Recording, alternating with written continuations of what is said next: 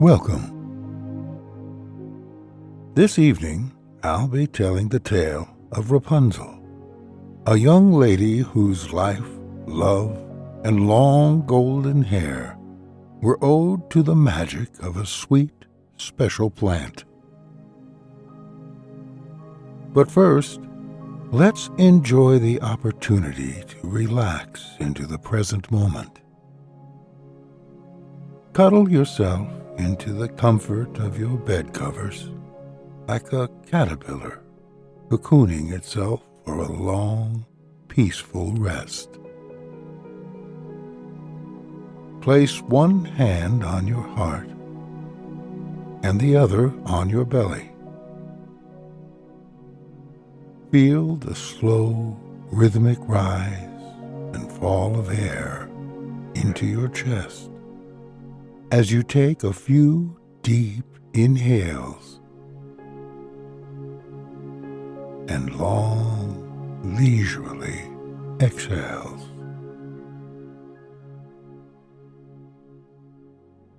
Appreciating the chance to be conscious of your breath, which has kept you alive and moving throughout the day without need for attention.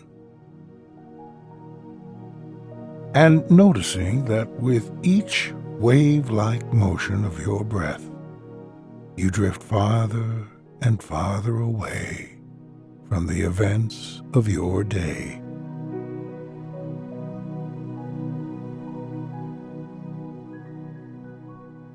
Having now found a place of tranquility, let's begin with the story of Rapunzel. Long ago in the European countryside, there lived a woman and her husband. Their beautiful and quiet home was nestled among rolling hills and sprawling green pastures. They hoped to someday raise a child of their own. From the window of their living room, the luscious landscape stretched out far into the distance. The woman spent her calm hours sitting by the window, dreaming of the baby she might someday have. She would also gaze longingly at the garden that lay next to their land. This neighbor's garden was full of life. Neatly organized sections of flowers created a mural of vibrant color. Herbs sprouted across the earth, and ivy trailed along a red brick wall. The widow living on this neighboring land had a way of making things grow, or so it was said. On warm days, when the windows of the house were open, the fresh smell of basil and rosemary wafted into every room of the couple's home. The air danced with the sweet scent of roses and pink fuchsias, soothing every corner of the house. The woman envied the widow's agricultural abilities. Her own garden was bare in comparison. Though she tended to it for long hours, she could barely grow weeds. One day, the woman was lounging by the window, gazing down into the neighboring garden. It was almost noon, and the air was warm with sunshine. From the open window, she inhaled the sweet scent of lavender. She watched as a blossom tree swayed gently in the breeze. As she slowly spread her gaze over the beautiful garden, she noticed a small bed bursting with bountiful rampion. Rampion, the woman knew, had a rather unique taste. Though pungent and strong, it was also sweet and delicate. The woman had been unable to grow rampion in her own garden. As she looked at how fresh and green it appeared, she longed for it. All at once, she was overcome by a desire to eat some of the luscious rampion. Images of eating rampion as a child flowed through her mind.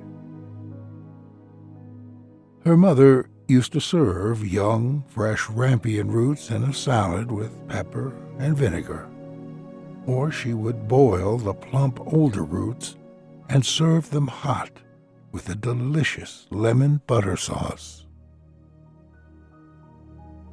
As these memories floated by, she realized she had not eaten rampion in quite some time.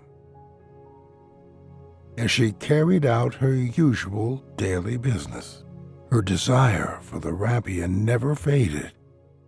If anything, it became insatiable. By the next day, the woman could think of nothing else. Perhaps it was because she knew she could not have it. Or maybe her body was telling her that this precious plant was what she needed most.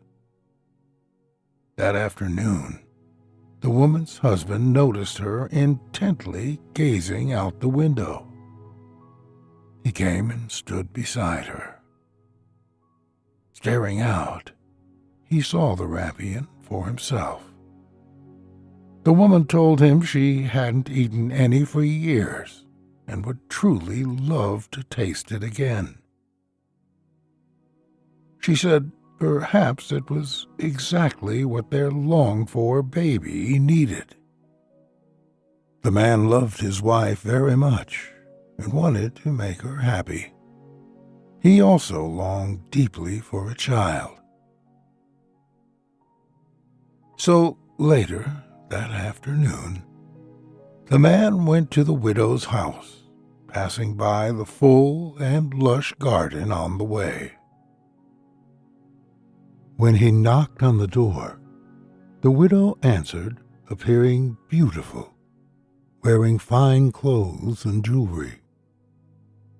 The man explained that his wife hoped to taste rampion again after so long. He asked if he may take her some from the garden. The widow smiled kindly and said, of course, the man must take as much as he liked. The widow escorted him through her vibrant garden. The man could feel life entering his body as he walked along the fertile soil. He explained that they hoped for a child. The widow promised to send all her best wishes to his wife and their hoped-for child.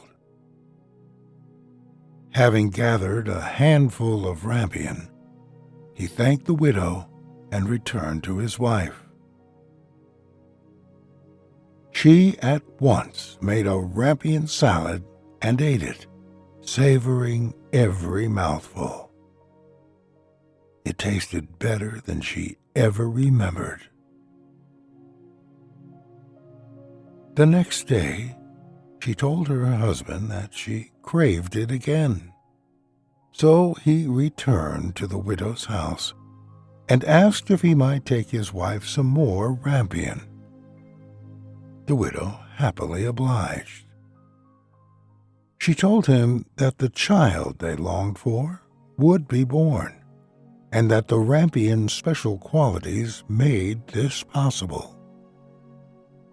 As it was her rampion his wife craved, the widow hoped to have a say in the child's upbringing. peering out the window at the couple's house. She said this was not the place the child should spend all her time. She offered to bestow on the child a great tower where the child might play in peace with all the space the child could wish for. The man was unsure, but knew his wife truly desired the rampion and felt the kindness of the widow. He agreed to honor the widow as the child's godmother. Sure enough, the woman bore a child months later on a cool, calm morning. As the heat of the day gathered and the herb-scented breeze wafted through the open windows, the widow came to see the newborn. She said, "This child should be called Rapunzel because of the most wondrous rampion plants that aided her birth." The couple agreed. It was a fitting name for this healthy, glowing baby girl. As the child grew, so did her shining golden hair. It was long and thick, like hill grass. So long that her mother didn't know what to do with it. She plaited it and folded the braids over Rapunzel's head in the Austrian way. She trimmed it weekly, and still it grew, just like the rampion in the widow's garden. The widow took Rapunzel to the tower she had kept especially for her, and gave her free rein over the intricate stone structure. It was fit for a princess. On the hottest summer days, the cool stone of the building provided relief, and also insulated Rapunzel from the coldest winter storms. The winding staircase that led up the top of the structure curled in a seemingly endless spiral. Rapunzel loved to trail her fingers along the smooth, polished wood of the handrail as she climbed up the tower. When the widow played with Rapunzel, they devised a game that was only theirs. Rapunzel would climb to the top of the tower, where a broad window arched across the stone. From the ground below, the widow would call up to the child, "Rapunzel, Rapunzel, let down your hair." The child would unfold her flowing locks, fashioned into long braids that would reach right down to where the widow stood. Strengthened by the rampion, the child's hair was strong. So strong, in fact, that the widow could climb up the outside of the tower using only Rapunzel's hair as a silken rope. Rapunzel had the most beautiful golden hair. She would wind it around a hook by the window and giggle at the game as the widow reached the window and tumbled inside the room. The pair would laugh and play for hours. Together, the family lived happily for another 6 years, with barely a need for anyone else. Rapunzel was a happy child, and she grew up with everything she could want. She wandered in the widow's garden freely. She would sample the sensuous herbs and plump vegetables, especially the rampion, which always seemed to grow back taller and fuller than before. One day, the king's son rode through the forest and passed by the tower. As he rode by, Rapunzel began to sing her favorite song. The sweet melody traveled from the open window and danced like fairies in the forest air. On hearing the sweet song coming from the tower, the prince stopped and listened intently. Entranced, he followed the gentle sound of this most beautiful voice to the high tower. The prince wondered who could be so high in this tower. The voice was so beautiful. He determined to find out who it belonged to. As his horse nuzzled its nose through the long, luscious grass, the prince daydreamed to the lullaby of the song. After a while, he rode home, still humming the melody softly to himself. As the desire for Rampion had once lingered in the woman's mind, so did Rapunzel's voice remain with the prince. He returned to the tower day after day, hoping to hear it again. One of these days he was sitting against a tree, his loyal horse chewing the succulent grass beside him. He noticed an old lady approach the tall stone tower.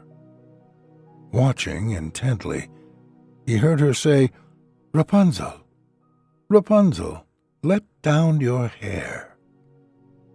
To the prince's amazement, a beautiful young woman appeared at the highest window of the tower. She opened the window, and out tumbled long braids of flowing golden hair. The prince continued to watch as the lady then climbed the tower using Rapunzel's strong hair.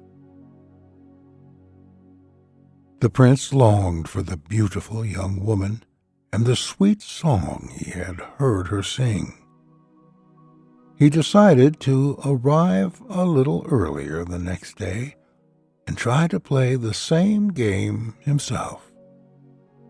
He felt irreversibly drawn to this enchanting young maiden and knew of no other way to reach her. So the next day, the prince arrived and stood at the foot of the tower. He called out in a soft and gentle voice, "Rapunzel, Rapunzel, let down your hair." The window creaked open in the morning sun, and like a waterfall of gold, out fell braids of shining hair. The prince gazed at it in wonder. He gave it a little tug, and finding this did the young woman no harm, he began to climb this natural ladder. As he climbed through the window, the two locked eyes. The prince was not like any man Rapunzel had ever seen before. She had lived all her life in the country with her mother, father, and godmother. She wasn't expecting to see a young man climbing up to her window that morning. She had expected the widow. Even though the prince's voice had called to her, she thought it was just part of the lady's game. She hadn't thought for one moment it would be someone else. Despite the surprise, she was not afraid. The prince had such a soothing presence. He described how her song attracted him like creatures are drawn to a piper. Having lived only in the countryside, Rapunzel loved hearing about the prince's royal lifestyle. Rapunzel was happy to sit in the tower and talk with the prince, but she still knew little about him. So when he suggested they marry, she became shy and fell silent. This was something she would need to speak with the widow about. The prince said he would let her think it over. He left the tower, collected his loyal horse, and rode home enchanted with thoughts of the beautiful woman he just met. The widow came to the tower only moments later. Yet Rapunzel did not want to play their game. Instead, Rapunzel told her all about the prince and his hasty proposal. The widow smiled and said she knew how to see if the young prince had a true heart. The widow took Rapunzel back to her mother and father's house and explained what had happened. The widow said, "Rapunzel is now a woman, and it is time to do away with childish things. If the prince truly loves you," she continued, "he will still love you without your long golden braids." Her mother and father agreed. So together they sat Rapunzel in an old wooden chair. With a pair of linen shears, the three of them held Rapunzel's long, thick hair and cut it until it only reached the middle of her back.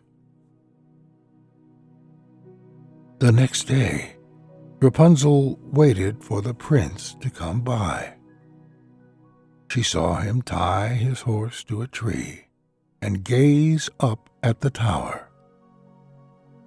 She admired his good looks, but remembered what her godmother told her. His heart is what really mattered. Arriving at the tower, the prince called out, "Rapunzel, Rapunzel, let down your hair." But the window didn't open with Rapunzel's golden hair flowing out of it. Instead, Rapunzel simply walked from the side door of the tower and stood before the prince. "Here I am," she said. The prince looked at her for a moment, surprised to see her standing there. She told him about the widow's rampion, which had made her hair grow so long and beautiful. She told him about the game she had played with the widow, and that now it was time for her to grow up. The prince said she was beautiful, and that he wanted nothing more than to marry her. Rapunzel told the prince they must have a long courtship to each discover the other's heart. So the pair grew together with the guidance of the widow and Rapunzel's parents. The king was pleased to take Rapunzel as his daughter-in-law. The prince reported that he had never experienced feelings so strong before, and he felt them grow inside him like the tallest trees in the forest. The lady smiled, knowing now that his heart was full of love. The pair enjoyed quiet walks through the forest together, riding horses and listening to the birds sing to one another. They sometimes walked in the widow's garden and admired how easily her plants grew and thrived. The widow was generous with everything she grew, and she would send the prince home with baskets full of herbs and flowers. The king quickly developed a liking for these. Eventually, he invited the widow to the castle for the finest feasts and tranquil tours of the castle grounds. Rapunzel and the prince married when Rapunzel was 25. The wedding was splendid and joyful. People came from miles around to attend. The couple took up home in a beautiful chateau, a short walk from the castle. When it came time for them to bear their own children, the widow brought Rapunzel woven baskets full of rampion, which still grew abundantly in her garden. Rapunzel found the taste of the rampion all at once familiar. Indeed, it tasted like home. Rapunzel bore 2 beautiful babies. Each had long, flowing golden locks, braided and strong, just like their mother. Rapunzel's mother loved to meticulously brush out the thick, strong hair for hours as she sat with the children on her lap. She would sometimes trim it in a neat line with the silver shears, as she had done once with Rapunzel. Their hair always grew longer and fuller, day after day. And sometimes the children played in the tower with the widow, just as Rapunzel once had. Rapunzel and the prince felt the greatest contentment with their lives.